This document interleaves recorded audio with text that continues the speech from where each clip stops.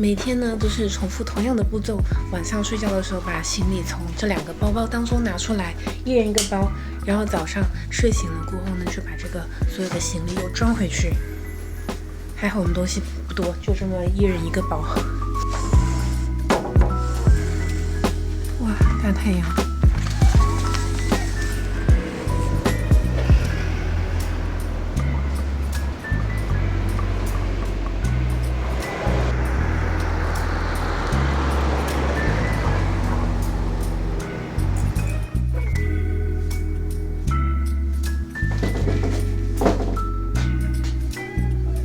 今天太阳更好啊，比昨天太阳还好，是吗？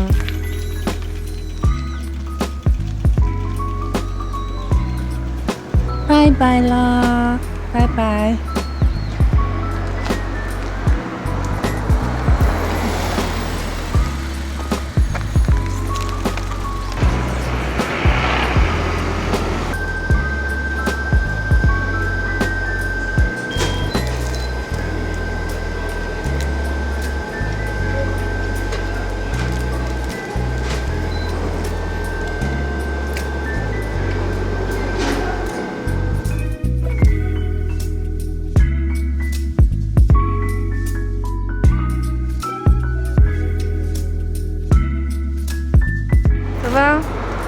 今天多少公里？啊？今天多少公里？今天66。骑去哪里？骑去韶金。Everywhere Fuji Mountain。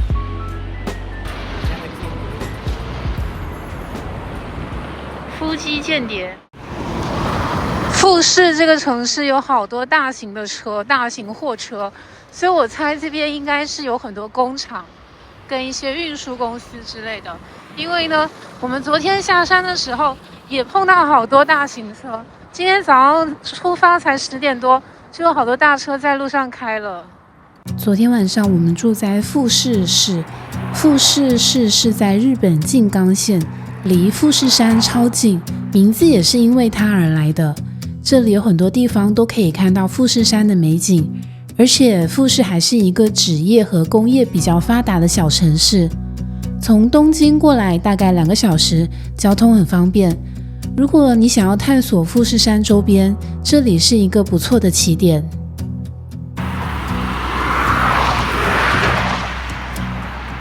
下吗？远哥的车很重，所以他推下去会比较难一点。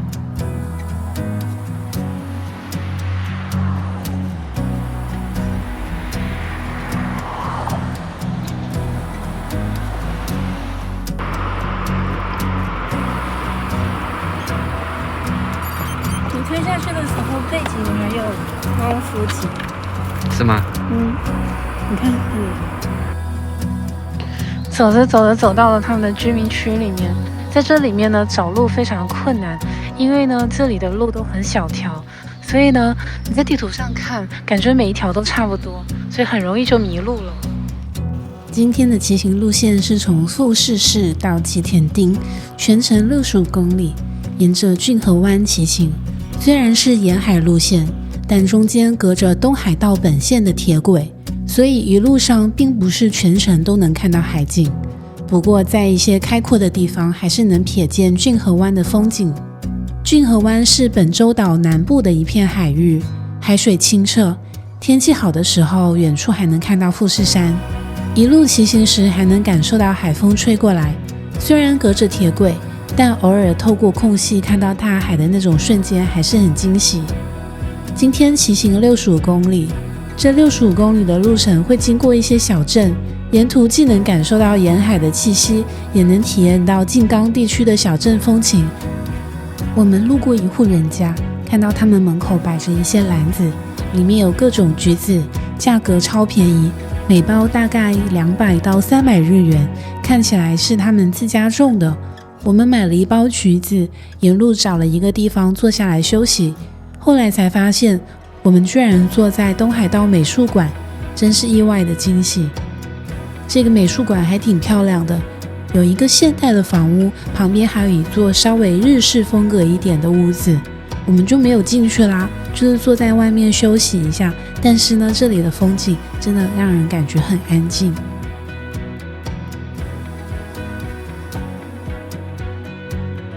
好巧，好巧！我是从大阪过来的。大阪过来。对，我现在准备去富士山那边露营。啊，我们昨天刚从富士山下来。反正帐篷我都带了，就是哇，你的帐篷这么小，这些包就可以放得下。我这里面对有帐篷、睡袋，还有那个睡垫嘛。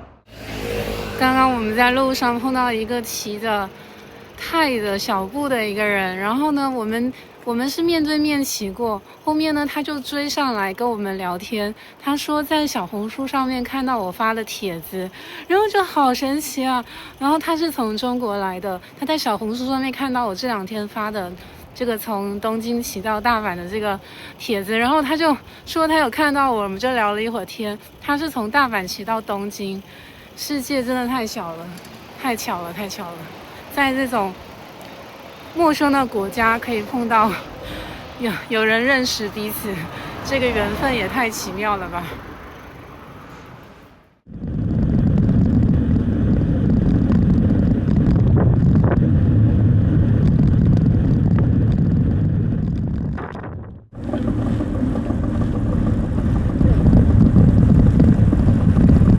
他是日本人吧？不过他的车感觉像是电动的一样，他的车感觉像电动的。有一个很大的盒子，樱花虾。我们昨天在居酒屋吃的那个樱花虾是这里特有的一个海鲜。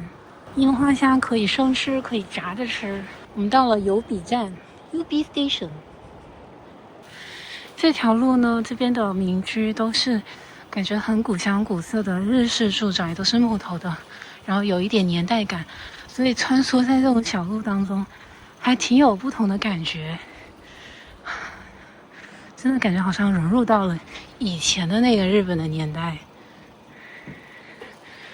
而且很多店的门口，他们都会放着一袋一袋的蔬果，然后上面写的100、200、300日元，你可以自己拿，然后你就把钱放在旁边的小框框里面。静冈县这里呢，有好多卖车的地方。我们刚刚一路过来，这一整条街左边右边全部都是很大的那种卖车的店，看来他们这边卖车的需求真的很多，不同的日本的品牌，日本的车店超级多。那我们这一路骑行呢，其实挺无聊的，因为都是绕着这个城市走。然后虽然我们离海边很近，但是呢，我们又看不到海，所以今天的这个骑行路线真的是有点小无聊，然后也没什么可拍的，就是一直在城市里面骑。希望等一下风景会有点不一样吧，因为毕竟我们在海边，也是要看到海啊。希望等一下可以看到海。大海，大海，哒哒哒哒哒哒，哒哒哒，哒哒哒哒。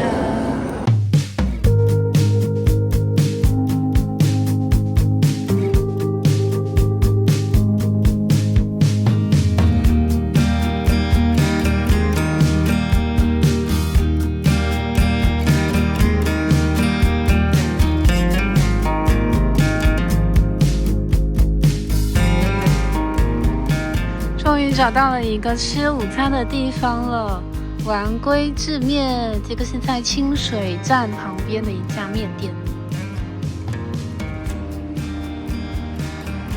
我们今天呢，因为一路上都是沿着他们非常偏远的这个小村庄经过，所以一路上都没有找到吃饭的店。可是他们在他们的这个地铁站还是火车站旁边就会有这样的面店，几间不多啦。所以我们其实今天有经过好多站，然后现在中午到的这个地方是在清水站这边，所以就来吃这家面吧。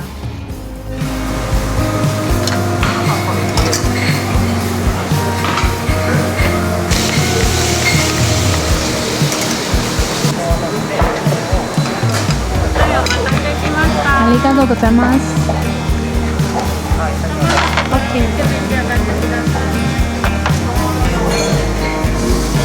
今天中午吃面、乌冬面，还有炸天妇罗。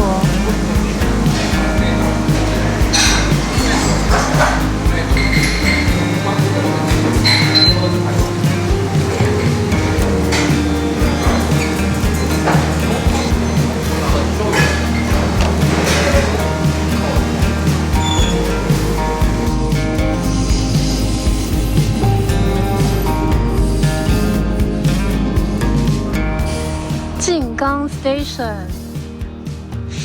Shizuoka Station， 我们来到了静冈比较中心的地方了，是它的静冈车站这里。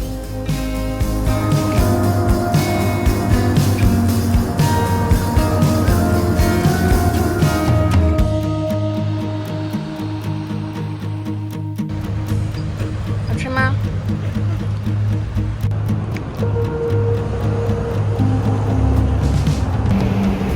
骑过这个小山就到了，最后20公里。太阳已经没了，又要开始变冷了。那你还骑？我的脸骑得好黑哦。哪有黑？你看镜头里。那我不是更黑？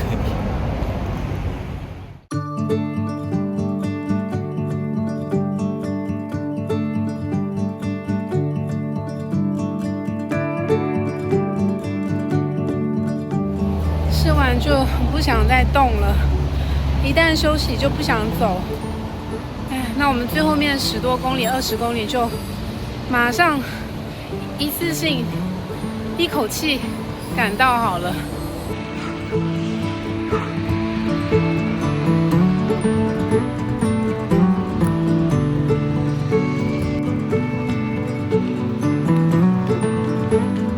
前面又要过山洞了，估计过了这个山洞下个坡，不久应该就到了我们今天住宿的那个城市。烧金，好多货车哦。老板，日本人真的很沉迷于免治马桶哎，连这种高速站的马桶都是热的，都是有那个可以冲洗屁股的，好厉害哦！而且很干净，非常干净，而且它的马桶座是热的。非常漂亮的房子，我觉得日本人的房子很特别，他们都是用木头做的，而且他们的木头呢不会发霉耶，感觉这个房子都已经好久了，上面都有蜘蛛网了，但是它的木头依然就是感觉还不错。在山里的一个小村子，这个小村子完全就是与世隔绝，因为它的村子非常小，就在这整个山凹里面，可以听到很多鸟的叫声，很安静，非常安静，而且没看到一个人，荒无人烟。这个地方猝不及防又上了一座山。本来这座山如果是开车的话，可以走它的山中隧道过去，非常快。结果我因为自行车不能从那个山中隧道走，所以我们必须得走山上的小路，所以我们现在又在爬山。我还以为还有差不多18公里就要到了，结果猝不及防，快要结束的时候给我来一个马杀鸡，给我来一个不注意。哇，这里的这个山洞里面全部都长了青苔哎，上面还有竹林。雨金谷隧道，一个很短的隧道，没什么人啦，因为在山里面没什么车，那些大车呢都是走新的隧道了。这个估计是以前那个新的隧道还没有建成的时候，那些车会往这里走。没有人，思密达，没有人的是。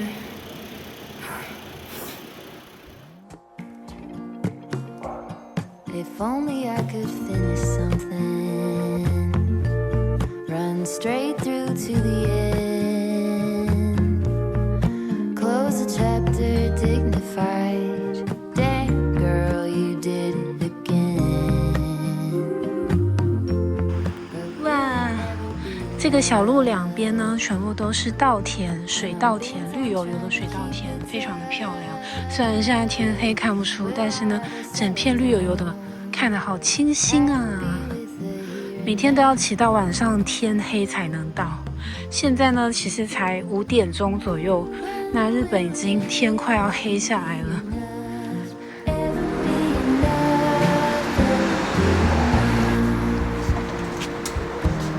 If only I could build a tower, pierce right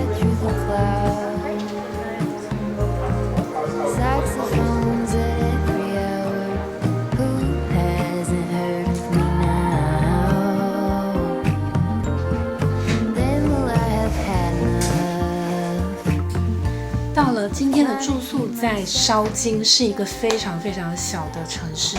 这个城市我们刚刚骑来的时候呢，天已经黑了，但是我可以看到在路的两边，小小的路哦，然后它两边全部都是种稻米的，都是种稻田，都是稻田、水稻，都是种水稻的这种村子。然后我们今天住的这个酒店是至今最便宜的酒店，比我们昨天晚上住的那间 hostel 还要便宜。昨天晚上住的那间是70多新币，对不对？关门了。今天住的是差不多50多新币。我猜是因为它这个房间呢比较小，然后它在这个城市里面是一个没有什么游客会来的城市，比较偏远的地方，所以它价钱特别便宜。可是它这个酒店装修不错，大堂啊，然后大堂还有公共就是可以看书、可以办公的地方。然后还有淋浴的，每一个小套房里面有厕所有淋浴，而且它还有公共的大浴室可以泡澡。日本人真的是超喜欢泡澡，连这种酒店都有大浴室。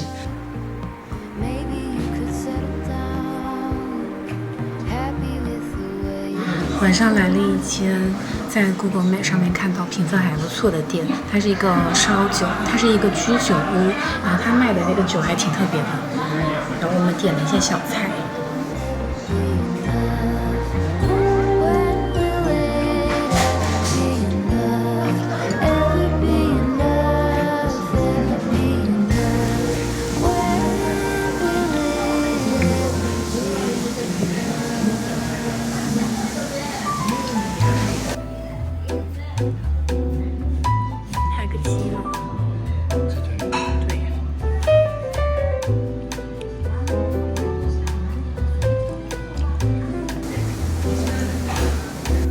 炒猪肝吗？还是什么肝？很脆。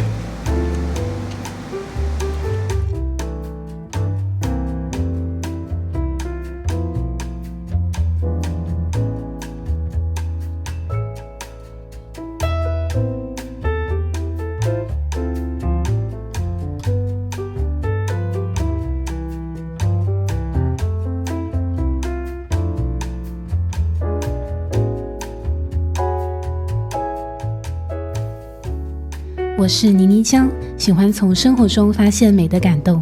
如果你喜欢这支视频，请关注我的频道，我会在每周定期更新视频，记得点赞、转发，打开小铃铛哦。